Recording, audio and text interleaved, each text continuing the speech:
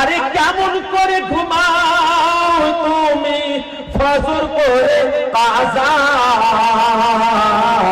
এমন হতে পারে জোহরে জানাজা তোমার, এমন হতে পারে জোহরে জানাজা। মুসলিম হয় না জন্ম নিলে মুসলমানের ঘরে, কাফের মুমিন তফাতটা হয় সালাতের পরে, মানুষ নামাজের পরে। এই জীবনে নামাজ জানো হয় না তোমার কাজা, এমন হতে পারে জোহরে জানাজা তোমার, এমন হতে পারে জোহরে জানাজা। বেনামাজির লাশ কবরে রাখিবে যখন, মাটির চাপে পাঁজরের হাড় ভাঙবে রে তখন, মানুষ বুঝবি রে তখন। এখন বুঝতে পারবেন না, এখন বুঝতে পারবেন না।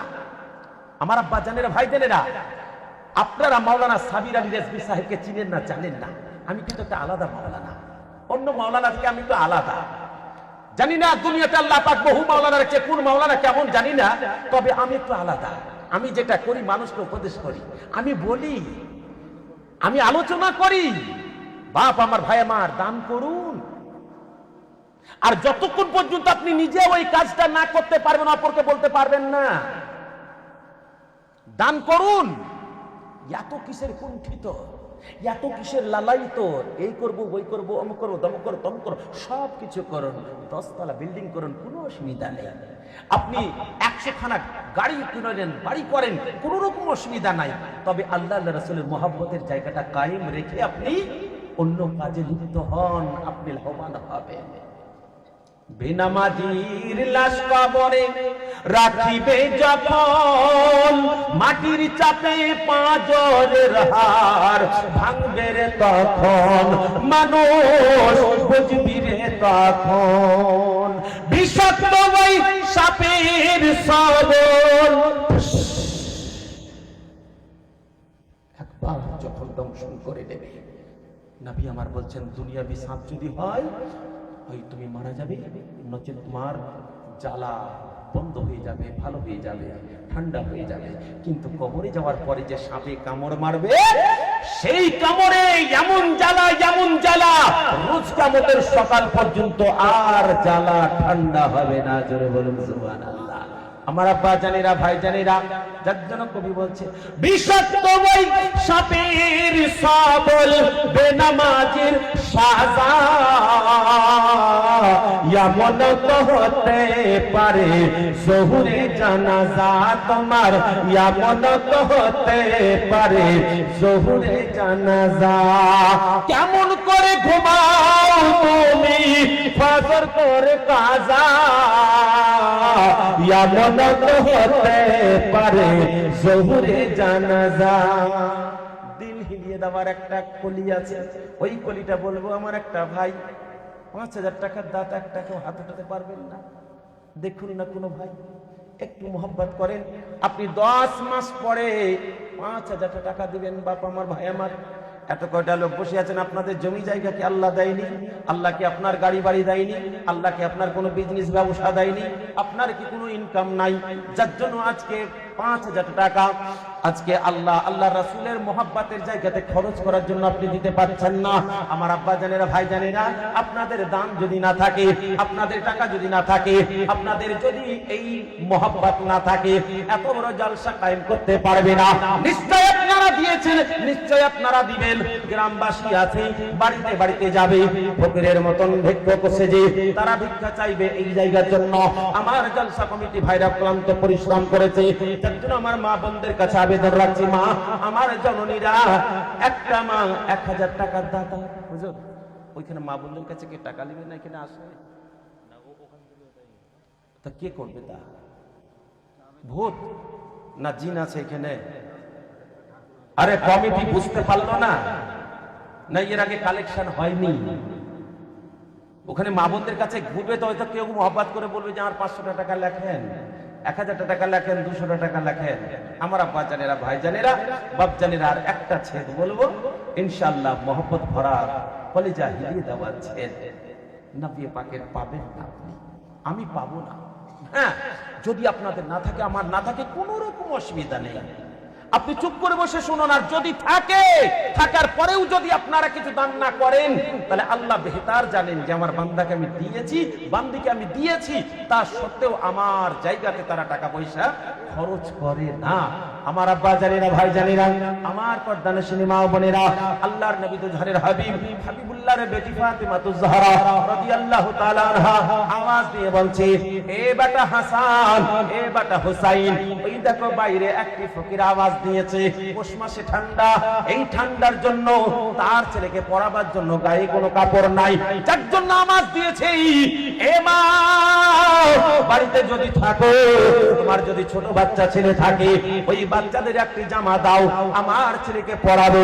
আমার ছেলেকে পরাবার মতন কোনো জামা কাপড় নাই, ঠান্ডাতে তার সময় কাটে না, শরীরটা তার অসুস্থ হয়ে যাচ্ছে। আমার মা ফাতেমাতুজ জাহরা চোখের পানি গড়িয়ে দিলেন, আল্লাহর কাছে আরজি রাখলেন, ওগো আল্লাহ, আমার কাছে তো কিছু নাই, এই সময় আমি কেমন করে মাকে দিই? মা তো প্রস্তাব রেখেছে, তার ছোট ছেলেকে জামা কাপড় পরাবার মতন কিচ্ছু নাই। যখন প্রস্তাব রেখেছে, তাহলে আমার বাড়ি থেকে ঘুরে যাবে, এটা সম্ভব নয়, এটা হচ্ছে অসম্ভব। হাসানকে ডেকে বলছে, বেটা হাসান, ও বেটা হাসান, একটু কাছে এসো বাবা। হযরতে হাসান যখন কাছে এলেন, বলছেন, ও মা, বলো বলো, তুমি কি বলতে চাও? বলে, বেটা বাইরে প্রস্তাব রেখেছে, তার ছেলের গায়ে কোনো জামা কাপড় নাই, বেটা আমার কাছেও তো টাকা পয়সা নাই যে ওই টাকা পয়সা দিয়ে তাকে কিনে নিতে বলবো।